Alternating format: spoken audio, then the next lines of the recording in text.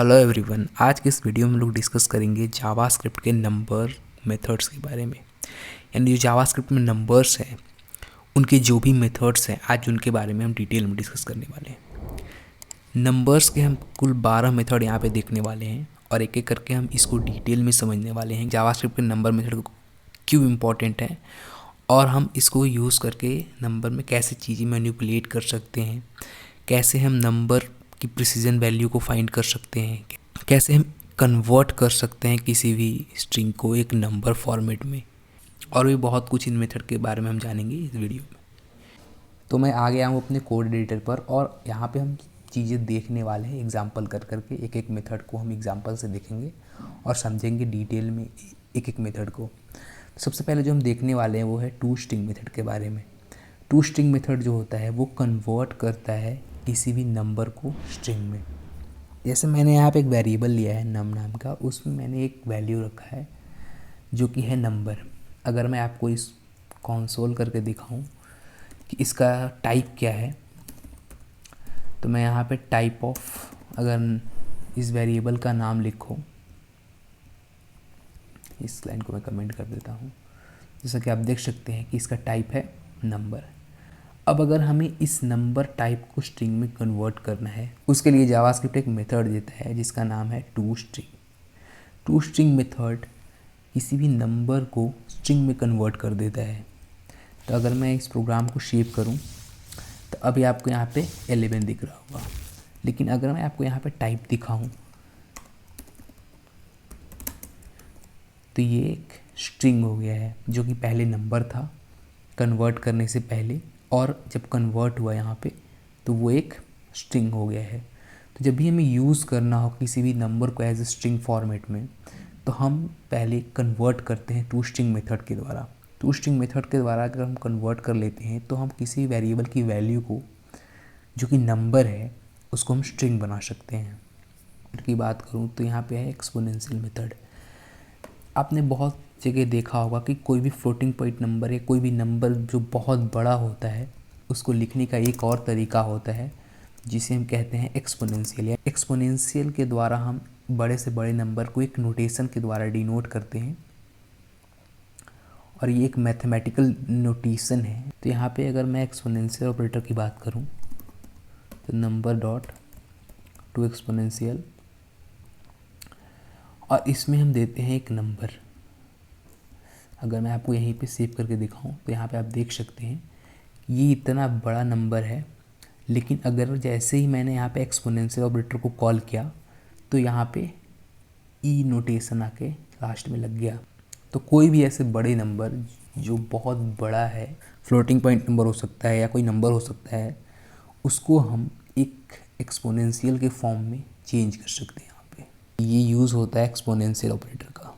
अगर मैं इसका टाइप दिखाऊं तो ये भी एक स्ट्रिंग फॉर्मेट में कन्वर्ट कर देता है उस नंबर को, और उस नंबर को स्ट्रिंग फॉर्मेट में कन्वर्ट करके और एक्सपोनेंशियल के फॉर्म में लिख देता है। अगर मैं नेक्स्ट मेथड की बात करूं तो इस मेथड का नाम है to fixed. To fix method की मदद से हम एक फ्लोटिंग पॉइंट नंबर की प्रिसीजन भी डिसाइड कर सकते हैं या उसको राउंड ऑफ भी कर सकते हैं। जैसे यहाँ पे मैं एग्जांपल के लिए लेता हूँ, यहाँ पे 11.335 ये एक नंबर है। अब हमें इसे या तो राउंड ऑफ करना है या फिर हम इसके प्रिसीजन को डिफाइन करना चाहते हैं, तो इसके लिए हम यूज़ करते हैं to fixed method. To fixed method की मदद से हम किसी भी नंबर को राउंड में लिख सकते हैं। यानी ये 11 पॉइंट समथिंग की वैल्यू है, तो इसको अगर हमें राउंड में लिखना है तो हम इसको लिख सकते हैं नम डॉट टू फिक्स्ड। जैसे ही मैं इस मेथड को कॉल करूँगा तो ये वैल्यू राउंड हो जाएगी। जैसा कि आप देख सकते हैं कि जो ओरिजिनल वैल्यू है वो है 11.335, लेकिन जो वैल्यू राउंड हो गया यहाँ पे वो हो गया है 11। लेकिन जो पॉइंट के बाद की वैल्यू है उसे मैं थोड़ा सा बढ़ा देता हूँ यहाँ पे। तो जैसे ही मैं बढ़ा देता हूँ यहाँ पे, जैसे 6677 इसकी वैल्यू कर दिया मैंने जो पॉइंट के बाद है, तो वो राउंड कर देता है 12 में। यानी जो भी पॉइंट के राइट हैंड साइड वैल्यू हैं अगर 5 से बड़े हैं तो उसको राउंड कर देता है एक बड़ी वैल्यू में, यानी 11 पॉइंट समथिंग से 12 की ओर लेके जाता है। जबकि प्रिसीजन की वैल्यू अगर छोटे हैं तो वो बेस वैल्यू की तरफ जाता है, यानी 11 की ओर ये वैल्यू फिक्स्ड हो गया। वैसे ही अगर मैं एक्यूरेट फिक्स करना चाहता हूँ, यानी मैं चाहता हूँ कि कुछ पॉइंट तक प्रिसीजन की वैल्यू मेंटेन रहे, उसके बाद बाकी वैल्यू राउंड हो जाए, तो यहाँ पे मैं लिख देता हूँ 3। जैसे ही मैं यहाँ पे 3 लिख देता हूँ तो यहाँ पे पॉइंट के 3 प्रिसीजन की तक की वैल्यू वैलिड रहेगी यहाँ पे, और उसके बाद की वैल्यू सारे राउंड हो जाएगी। अगर यहाँ पे मैं 2 लिख देता हूँ तो सेम एज जैसे ही मैंने 2 लिख दिया, वैसे ही पॉइंट के बाद जो 2 वैल्यू हैं जैसे 1 1, वो तो वैलिड रहेंगी, यानी वो तो ये कंसिडर करेगा, बाकी सारी वैल्यू को ये राउंड कर देगा। वैसे ही अगर जो प्रिसीजन की वैल्यू है, जैसे मैंने यहाँ पे अभी लिया है 2, तो ये 2 वैल्यू कंसीडर हो जाएंगे, उसके बाद की जो वैल्यू है वो ग्रेटर देन है 5 से। तो इस केस में जो यहाँ 1 1 है, इसकी हायर वैल्यू की ओर जाएगा। वहीं पे अगर 5 से नीचे है ये वैल्यू और मैंने यहाँ पे 2 प्रिसीजन तक एक्यूरेसी मांगा है, तो उसके बाद ये बेस वैल्यू की ओर ही रहेगा, जैसे 1 1 को ही कंसीडर करेगा एज अ बेस वैल्यू। तो ये है फिक्स्ड मेथड। फिक्स मेथड की मदद से हम प्रिसीजन डिसाइड कर सकते हैं एज वेल एज वैल्यू को राउंड भी कर सकते हैं।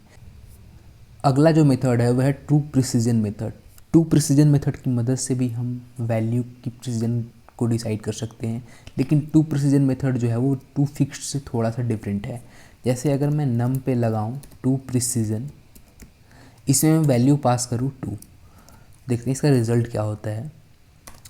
तो जैसे ही मैंने 2 पास किया तो वो जो लेफ्ट हैंड साइड से राइट हैंड साइड की ओर जो ये 2 वैल्यू है यहाँ पे, उस वैल्यू को ये कंसीडर करता है। True precision method true fix method की तरह वैल्यू को राउंड नहीं करता, बल्कि इसमें वैल्यू को काउंट किया जाता है, यानी जितने वैल्यू हम पास करेंगे उतनी वैल्यू हमें उस नंबर में से मिल जाएगा। अगर मैं यहाँ पे पास करूँ 4, तो यहाँ पे 11.11 ये पूरी की पूरी वैल्यू हमें मिल जाती है। तो ट्रू प्रिसीजन मेथड जो होता है वो राउंड नहीं करता वैल्यू को, वो वैल्यू को सीधा हमें प्रिसीजन की ओर काउंट करता है, वो रिटर्न करता है वो वैल्यू को। तो ये डिफरेंस है ट्रू प्रिसीजन और ट्रू फिक्स मेथड में, और ये दोनों मेथड का यूज़ अलग अलग होता है अलग अलग सिनेरियो में। नेक्स्ट जो मेथड है वो है वैल्यू एफ मेथड। एक प्रिमिटिव मेथड है जो कि जावास्क्रिप्ट इंटरनली यूज़ करता है, और ये हमेशा उसकी वैल्यू रिटर्न करता है, यानी उस जो भी हम वेरिएबल की वैल्यू रखते हैं वो वैल्यू रिटर्न करता है।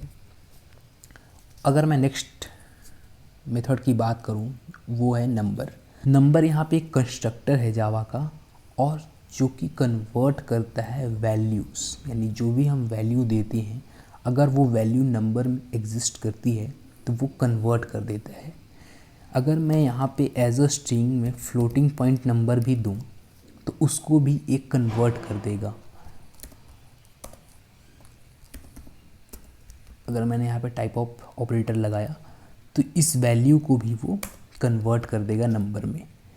यहाँ पे बहुत ही यूज़फुल होता है ये, जब भी हमें प्रिमिटिव कन्वर्जन करना होता है एक स्ट्रिंग से किसी नंबर में, या हमें ट्रू या फॉल्स की वैल्यू जानना होता है, तो ये बहुत ही यूज़फुल होता है। अगला जो मेथड है वो है पार्सइंट। पार्सइंट मेथड की मदद से हम किसी भी स्ट्रिंग की वैल्यू को कन्वर्ट कर दे सकते हैं नंबर में। तो यहाँ पे मैंने नम वेरिएबल रख दिया है और इसको मैंने कॉल कर दिया है, तो ये बिल्कुल यहाँ पे कन्वर्ट कर दिया इस वैल्यू को नंबर में। अगर मैं यहाँ पे इसकी टाइप दिखाने की कोशिश करूँ तो टाइप ऑफ अगर मैं लगाऊँ तो ये कन्वर्ट कर देता है नंबर में इस वैल्यू को। इसमें हम सेकंड आर्गुमेंट भी डालते हैं जिसमें हम देते हैं उसका रेडियस, यानी वैल्यू किस टाइप में कन्वर्ट होनी चाहिए। अगर मैं यहाँ पे 8 रख दूँ तो ये वैल्यू ऑक्टल में कन्वर्ट हो जाएगी। अगर मैं यहाँ पे 10 रख दूँ तो ये वैल्यू डेसिमल में कन्वर्ट हो जाएगी, यानी जो भी डेसिमल वैल्यू होते हैं ऑक्टल वैल्यू होती है। तो यहाँ पे हम बता सकते हैं उसका टाइप कि हम किस टाइप में कन्वर्ट करना चाहते हैं, यानी तो यहाँ पे ऑक्टल में, डेसिमल में, हेक्साडेसिमल में, सारी चीज़ों में मैं कन्वर्ट कर सकता हूँ इस वैल्यू को। पार्स इंट मेथड की तरह ही पार्स फ्लोट मेथड है। पार्स फ्लोट मेथड की मदद से हम कन्वर्ट करते हैं एक स्ट्रिंग की वैल्यू को एक फ्लोटिंग पॉइंट नंबर में। तो यहाँ पे मैं लिखूँ पार्स फ्लोट और इसमें मैं डालूँ नंबर, तो ये कन्वर्ट हो जाता है फ्लोटिंग पॉइंट नंबर में। तो अगर मैं इसका टाइप ऑफ भी आपको दिखाने की कोशिश करूँ तो ये नंबर दिखेगा, क्योंकि जावास्क्रिप्ट में इंट और फ्लोट जैसे कोई टाइप नहीं होते, सारे टाइप को ये नंबर ही कंसिडर करता है। अगर किसी वेरिएबल की वैल्यू को हमें चेक करना हो कि वो इंटीजर है या नहीं है, तो उसके लिए एक मेथड देता है जावास्क्रिप्ट जिसका नाम है isInteger।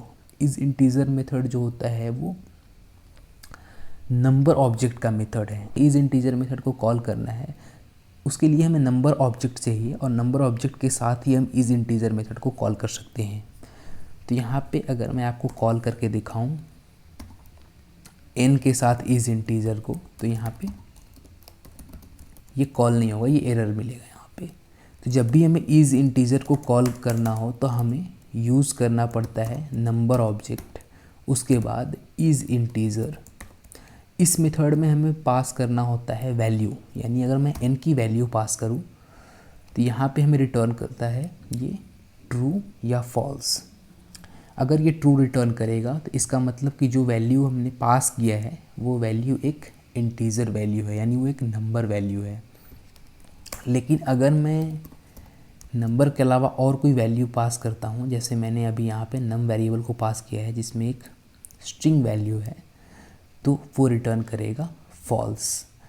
जब भी हमें किसी वेरिएबल की वैल्यू को चेक करना होता है कि वो इंटीजर है या नहीं है, तो इसके लिए हमें कॉल करना होता है isInteger मेथड का। isInteger मेथड हमें ट्रू या फॉल्स रिटर्न करता है, जिसके कारण हमें पता चलता है कि जो वे वैल्यू है वो इंटीजर है या नहीं है। उसके बाद जो नेक्स्ट मेथड है वो है isSafeInteger। isSafeInteger की मदद से हम इंटीजर की सेफ वैल्यू को पता लगा सकते हैं। फॉर एग्ज़ाम्पल, एक वेरिएबल में एक बहुत ही बड़ी वैल्यू है जो कि इंटीजर डेटा टाइप को एक्सीड कर देती है, तो यहाँ पे हमें चेक करना होगा कि क्या वो जो वैल्यू वो एक सेफ इंटीजर है। तो अगर मैं यहाँ पे चेक करूँ तो इसके लिए भी हमें नंबर ऑब्जेक्ट को यूज़ करना होगा, उसके बाद हमें कॉल करना होगा isSafeInteger को, उसके बाद उसमें हमें वैल्यू पास करना होगा। तो यहाँ पे मैंने n वेरिएबल को पास किया है, और क्योंकि ये वेरिएबल की वैल्यू जो है वो बहुत ही बड़ी है, यानी 2⁵53 से भी बड़ी है, तो इसके लिए इसीलिए ये सेफ इंटीजर नहीं मानता, इस जावास्क्रिप्ट इसको सेफ इंटीजर नहीं मानता, यहाँ पे रिटर्न कर रहा है फॉल्स। लेकिन अगर मैं इसकी वैल्यू को थोड़े कम कर दूँ तो यहाँ पे रिटर्न करता है ट्रू, क्योंकि ये वैल्यू ऑफ सेफ है, ये एक इंटीजर वैल्यू है जो कि जो जावास्क्रिप्ट डेटा टाइप है नंबर, उसमें कम्प्लीटली स्टोर हो सकता है। यहाँ पे अगर नंबर की वैल्यू बहुत ही बड़ी हो जाए, जो कि डेटा टाइप जो है जावास्क्रिप्ट का नंबर को स्टोर करने का वो स्टोर न कर पाए, यानी जो उसकी प्रिसीजन है उससे आगे बढ़ जाए उसकी वैल्यू, तो वो हमें बता देता है कि ये जो वैल्यू है वो सेफ नहीं। सेम एज नंबर के साथ जो पार्स फ्लोट मेथड है वो बिल्कुल सेम वर्क करता है।